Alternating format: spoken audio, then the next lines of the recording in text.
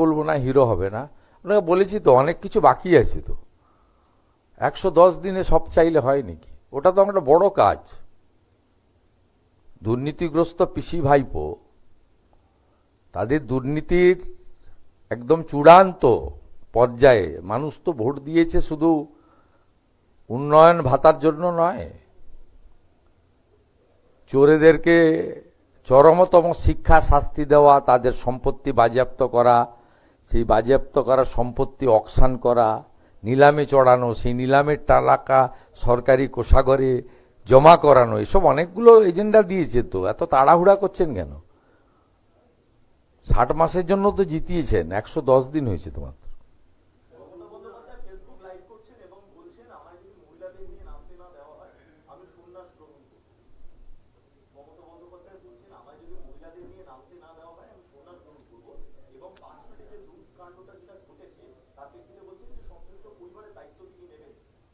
কি কাণ্ড ঘটেছে?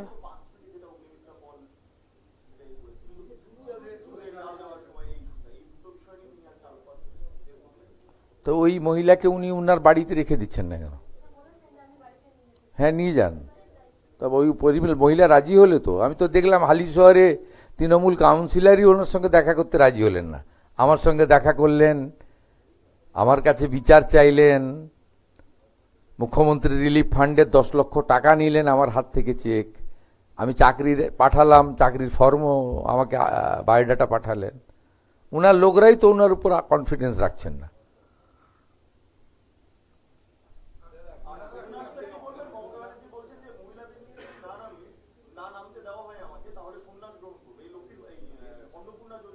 কি হয়েছে অন্নপূর্ণাতে? পাবেন, আস্তে আস্তে পাবেন, যারা যোগ্য পাবেন।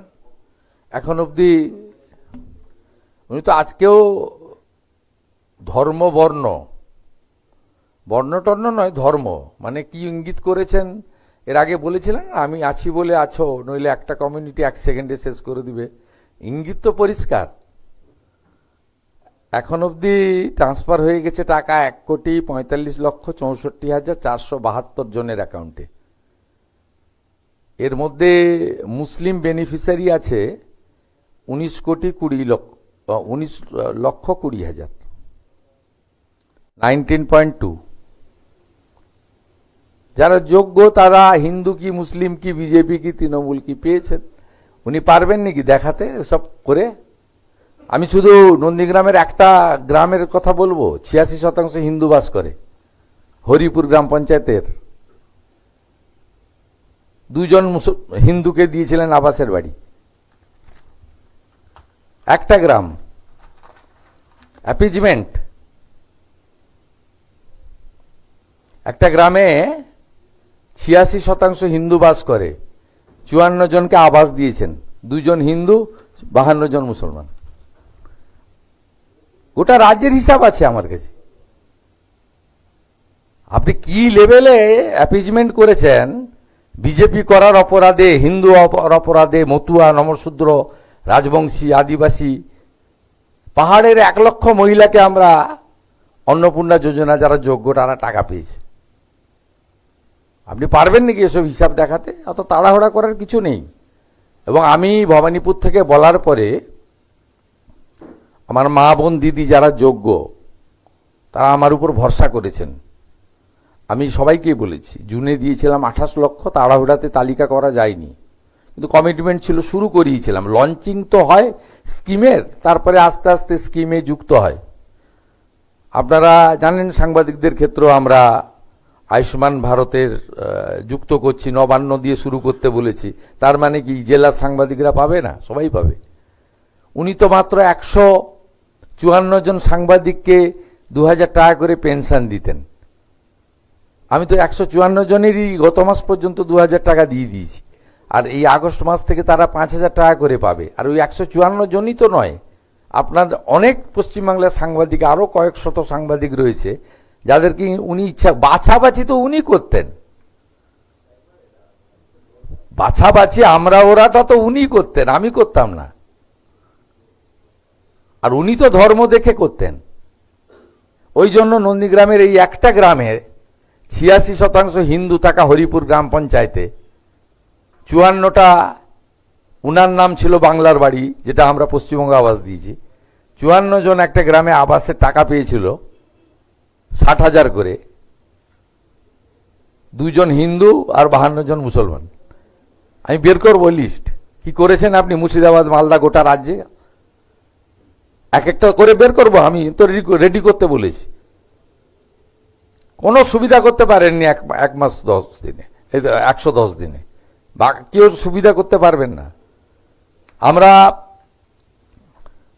দ্বিতীয় মাসে দিয়েছি 1,19,00,000, এই মাসে দিয়ে দিয়েছি 1,45,64,472। এবং আমি সেদিন বলেছি আরো যদি যোগ্য থাকে আরো 20 লাখ 25 লাখ টাকা কোনো ফ্যাক্টর নয়। বড় বড় জ্ঞান দিয়েছেন। কেউ একটা বলছিল আমাকে বাজেট করতে হয়, উনি বিরাট বাজেট জানেন, ওই জন্য 8 লক্ষ কোটি টাকা ঋণের বোঝা করে দিয়ে চলে গেছেন।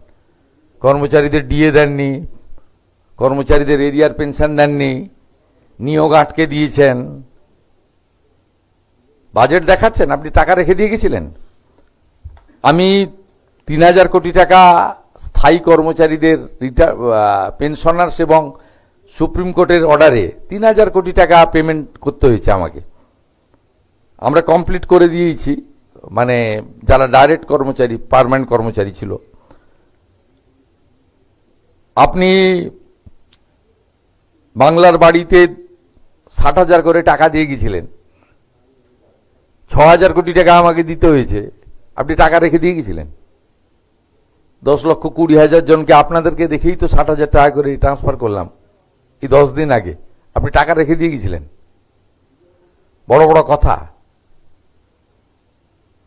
সব বের করব, চিন্তার কোনো কারণ নেই।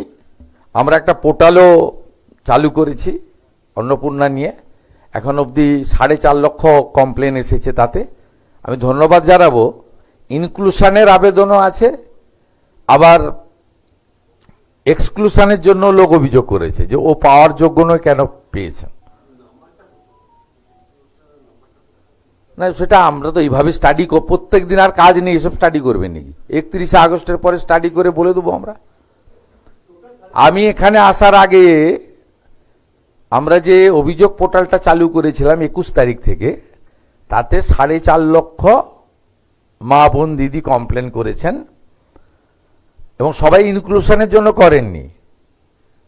তার মধ্যে একটা বড় সংখ্যক আমাকে দপ্তর বলেছে যে ইনি আপনাদের ঘোষিত নিয়মে পাওয়ার যোগ্য নয়, কিন্তু ইনি পাচ্ছেন। উনি নাকি বলছিলেন যে বিজেপি তো সবাইকে দিবে বলেছিল, তা যোগ্য অযোগ্য তো সবকিছুতেই থাকে। উনি তাহলে 25 থেকে 60 করেছিলেন কেন?